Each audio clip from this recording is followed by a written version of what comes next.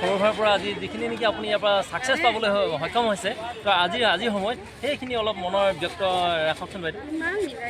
নমস্কাৰ সকলোকে। আচলতে ব্যক্ত বুলি ক'লে মনৰ যিটো ব্যক্ততা মানে ভাষাৰে বুজাবলৈ আচলতে ভাষা নাই।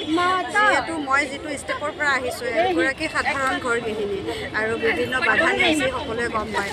তো এই প্লেটফৰ্মটো আমাৰ কাৰণে ক'বলৈ বেষ্ট। আমি ঘৰ গৃহিণীবিলাকে উপাৰ্জন যে কৰিব পাৰিছোঁ এটা পথ পাইছোঁ, নহ'লে আমি সদায় পাকঘৰৰ ভিতৰতে আৱদ্ধ হৈ থাকোঁ। আচলতে ৰন্ধা বঢ়া ল'ৰা ছোৱালীক ব্যস্ত হৈ থাকোঁ আৰু ব্যস্ত আমি মোবাইলতে ব্যস্ত হৈ থাকোঁ। ল'ৰা ছোৱালীক পঠোৱাৰ পিছত কি কৰিছোঁ, মোবাইলৰ লগতে জড়িত হৈ আছোঁ। তো সেই মোবাইলৰ সদব্যৱহাৰ কৰি আজি এটা উপাৰ্জনৰ পথ লৈছোঁ। মই ভাবোঁ মোৰ নিচিনা গৃহিণী আৰু আছে, মোৰ নিচিনা ব্যৱসায় কৰা ব্যক্তি আৰু আছে। সকলো ব্যক্তি যদি এই প্লেটফৰ্মৰ লগত জড়িত হৈ কাম কৰিবলৈ শিকে, মই ভাবোঁ সকলোৱে মোৰ নিচিনাকৈ ছাকচেছ হ'ব পাৰিব, সকলোৱে গাড়ী এচিভ কৰিব পাৰিব, সকলোৱে দেশ বিদেশৰ ভ্ৰমণ ল'ব পাৰিব, লাখ টকা উপাৰ্জন কৰিব পাৰিব। সকলোৰে কাৰণে সম্ভৱ এই প্লেটফৰ্ম।